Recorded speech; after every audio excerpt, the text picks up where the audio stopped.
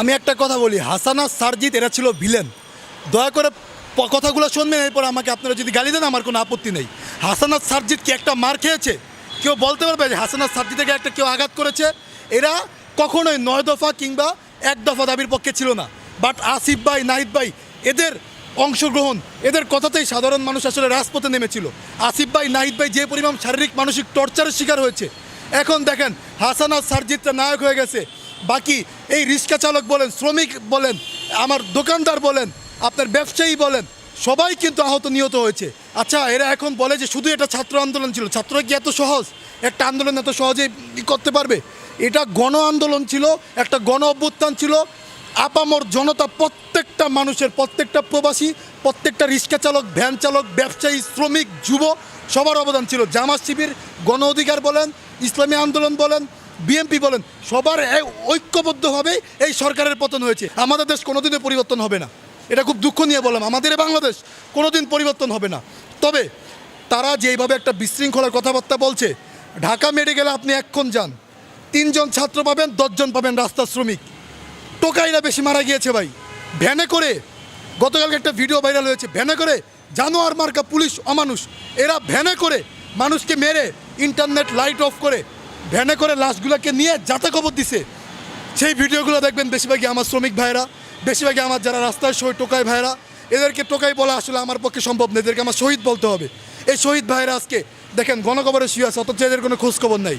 1-1.5 লাখের ওপরে মানুষ মারা হয়েছে, সবাই বলে 1-1.5 হাজার। কত মানুষকে মেরে জামাচাপা দিয়ে দিছে, সেগুলো লাশ এখন পাওয়া যায় না, কারণ তাদের ফ্যামিলি নাই, কে খোঁজখবর নিবে? সেখানে আমি বলবো যেসব পুলিশরা এই হত্যাকাণ্ডের সাথে জড়িত, তাদের এই লোগো প্রথমে চেঞ্জ করতে হবে। এই নৌকার লোগো বাদ দিয়ে প্রয়োজনে জাতীয় মসজিদের লোগো দিতে হবে। যদি জাতীয় মসজিদের লোগো না দেওয়া হয়, তাহলে প্রয়োজন অন্য লোগো দেন, আমাদের কোনো সমস্যা নেই। বাংলাদেশের মানচিত্র সিস্টেম করে লোগো দেন, যেহেতু আমাদের হিন্দু, মুসলিম, বৌদ্ধ, খ্রিস্টান সবাই দেশের নাগরিক। আর সারজিৎ হাসানাতের ব্যাপারে স্পষ্ট করতে চাই, তোমরা বক্তব্য দাও, ক্লিয়ার করো। টাকা নিয়ে 9-6 করো না, কোনো কিছু নিয়ে 9-6 করো না। তোমাদের একার আন্দোলন না, আমরা তোমাদের সমন্বয়কদের আপনার সম্মান করি।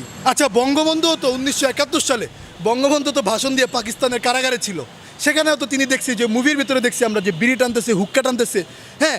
কিন্তু এখন বঙ্গবন্ধু আইসা কি বলে? প্রধানমন্ত্রী বলে যে আমার বাবার এদেশ, আমার বাবা একা এদেশ স্বাধীন করছে, বঙ্গবন্ধু ক্রেডিট দিছে, আমি এদেশ স্বাধীন করছি। তোমাদের অবস্থা হয়েছে এরকম, মায়ের খাও না, উষ্টা খাও নাই, আন্দোলন সফল হয়েছে। এখন একজন বুক ফুলায় বলো সমন্বয়ক, হাসপাতালে যাও মিয়া, খোঁজখবর নাও, কয় টাকা দিছো হাসপাতালে? তুমি সারজিৎ হাসানাত খালি দেখে ছবি চলে আসছো। আমার সমন্বয়ক, আমি আজকে নাম বলবো না, বাসায় গিয়ে দেখে আসছি, তোমাদের কেন্দ্রীয় 13 নম্বর সমন্বয়ক, নাম বললাম না, চিকটা করে ছেলেটা, তোমরা খোঁজখবর নাও নাই। অথচ এই ছেলেটার বিশাল এক ভূমিকা ছিল, গরিব ফ্যামিলির সন্তান। তোমরা অন্য অন্য বিশ্ববিদ্যালয়ের সমন্বয়কদের মাইনাস করে তোমরা 6-7 জন থাকবা, পকেট ভরবা, সুযোগ হবে, নির্বাচন হবে, তোমরা দেশ ছেড়ে ভাগবা হাসিনার মতো। এই সুযোগ আমাদের দেওয়া হবে না। সো স্পষ্ট ভাষায় বলতে চাই, তোমরা যারা সমন্বয়ক আছো, ক্রেডিট নিও না ভাই, ক্রেডিট নিও না।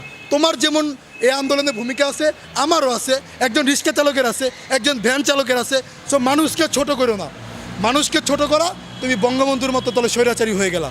এই আন্দোলনের কারণে আমি দুবাই থেকে আসছি, দুবাইতে আন্দোলন করছি, দুবাইতে আন্দোলন করছি। আমাদের 51 জনকে গ্রেপ্তার করা হয়েছে, 3 জনকে যাবজ্জীবন কারাদণ্ড দেওয়া হয়েছে, আর 51 জনকে 10 বছরের কারাদণ্ড দেওয়া হয়েছে। আমি বারবার সমন্বয়কদের কাছে গেছি যে দেখ ভাই, দুবাই থেকে আমরা তোদেরকে টাকা দিছি, তোরা নিমো খারাপ, তোরা অস্বীকার করতে পারস, আমার কাছে স্ক্রিনশট আছে, আমরা অস্বীকার করতে পারি না। আমাদের প্রবাসীদের টাকা তোরা আন্দোলন চালাইছস, আমাদের রেমিটেন্সের টাকা তোদের আন্দোলন হয়েছে। যখন পুলিশ তোদেরকে গুলি করছে, আমরা টাকা পাঠানো বন্ধ করে দিছি, যেন আমাদের রেমিটেন্সের টাকায় তোদেরকে গুলি চালাতে না পারে ভাই। আমরা সেই আন্দোলন করছি, আমাদের ভাইরা আজকে কারাগারে দুবাইতে। আমি বারবার তোদের কাছে গেছি, তোরা আমাকে কি বললি? ভাই আমরা উকিল দিছি, আমরা এই করছি। একজন লোককে বের করতে মিনিমাম 50,000 দিরহাম করে লাগবে, বাংলাদেশি টাকায় 15 লাখ টাকা। আমি একটু অ্যাড করি, আজকে মিথ্যা কথা বলবো, আরব খান নামে একটা লোক আছে দুবাইতে, আপনারা অনেকে চিনেন। এই আরব খানও এই আন্দোলনের জন্য বিশাল ভূমিকা রাখছে, এই আন্দোলনে বিশাল একটা সমন্বয় করছে। এখনও তাদের বের করার জন্য আরব খানের বিশাল একটা ভূমিকা আছে। সো এ কারণে বলবো, প্রবাসী যারাই আছে নাম করা, প্রত্যেকটা ভূমিকা রেখেছে। কিন্তু এখন এই 51 জন লোককে তোরা কি বের করছস? তোরা স্বাধীন হইছস, তোদের স্বাধীনতার জন্য যারা টাকা পাঠাইছে, যারা বিদেশে বসে আন্দোলন করছে, সোশ্যাল মিডিয়া যারা গরম করে রাখছে, তাদের বের করার জন্য কোনো পদক্ষেপ নিছস ভাই? তো আমার ভাইরা তো এখন জেলে বসে আছে, আমার ভাইরা, আমাদের ভাইদেরকে বের করার ব্যবস্থা কর, তারপরে বড় বড় কথা বল। যদি বলো যে প্রবাস থেকে একটা টাকা আসে নাই, তোরা সবচেয়ে বড় নিমক হারাম। প্রবাসীদের টাকায় তোরা চলস, প্রবাসীদের টাকায় বাংলাদেশ চলে, প্রবাসীদের টাকা আছে দেখেই এই দেশ এখনো সমৃদ্ধ আছে, নেয় না তোদের ভিক্ষা করে খাইতে হইতো।